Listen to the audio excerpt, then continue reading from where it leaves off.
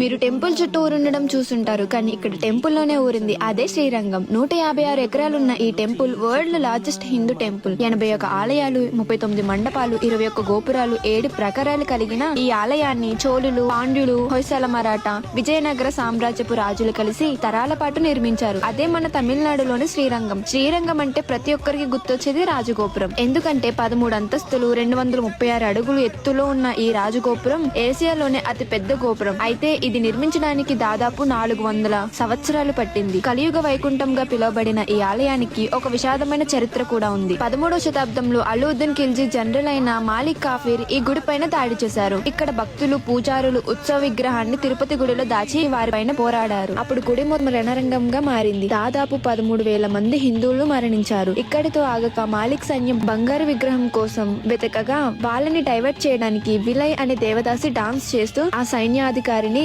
గోపురం పైకి తీసుకువెళ్లి చంపుతుంది. తను కూడా అక్కడి నుంచి దూకి చనిపోతుంది. మీరు చూస్తే 20 గోపురాలు రంగులతో ఆకట్టుకుంటుంది, కానీ ఈ యొక్క గోపురం తన త్యాగానికి గుర్తుగా తెల్ల సున్నం వేసి ఉంటుంది. శ్రీరంగం ఒక ఆర్కిటెక్చర్ మార్వలే కాదు, ఎన్నో త్యాగాలకి నిలువు. మీరు ఇలాంటి అద్భుతమైన చరిత్ర గల గుడిని దర్శించుకోవాలంటే ఖచ్చితంగా మీ ఫ్రెండ్స్ అండ్ ఫ్యామిలీతో ఇక్కడికి వెళ్లి విజిట్ చేయండి. ఇలాంటి చరిత్ర గల గుడులకి చాలా మంది భక్తులు ఎక్కువగా వస్తూ పోతూ ఉంటారు. ఇక్కడ